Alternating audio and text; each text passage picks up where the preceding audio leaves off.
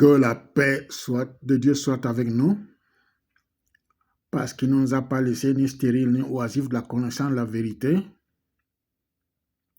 En tant que créature bien-aimée de Dieu, il s'est révélé en nous et il s'est révélé en l'humanité pour que l'humanité le révèle lui, Dieu. La parole de Dieu dit que Dieu a créé l'homme comme la seule créature qui est à son image et à sa ressemblance.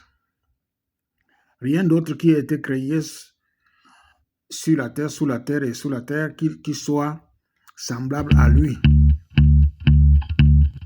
Ainsi, il a tant aimé l'homme, donc il a créé à son image, à sa ressemblance, et il a projeté dans l'espérance, dans l'éternité avec lui pour vivre éternellement. Et il se trouve que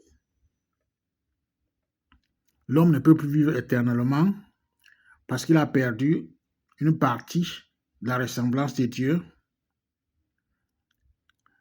Il ne reste que l'image physique, l'image, voilà autant pour moi, qui est en ce moment en train d'être piétinée par le diable, parce qu'il s'est rendu esclave du diable.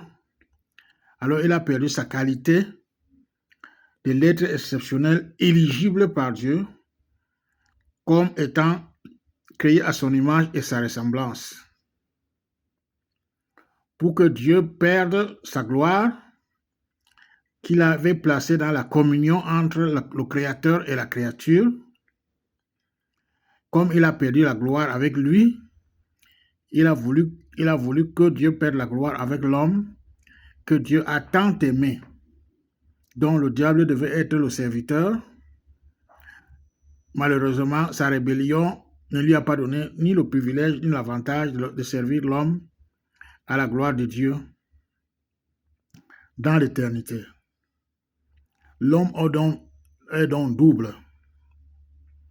Il est l'homme vêtu, ou plutôt constitué de la vie, et il est l'homme constitué de la mort. Donc en l'homme, il y a ces deux natures que Dieu veut extirper.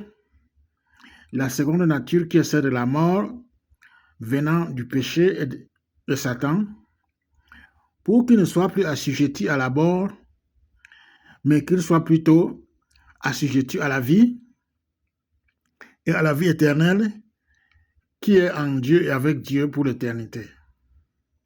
Si nous avons les oreilles que nous le comprenions, donc Dieu veut notre déplacement, que nous partions de la mort à la vie pour revêtir l'image et la ressemblance que nous avions de lui, qui est le modèle trouvé en Jésus-Christ par la foi. Que ceux qui ont des oreilles l'entendent, parce que c'est encore le temps de faire le déplacement maintenant, parce que Dieu appelle sans relâche que tous, si selon lui, soient sauvés, c'est-à-dire soient renouvelés de la chair à l'esprit, de la mort à la vie, pour l'éternité.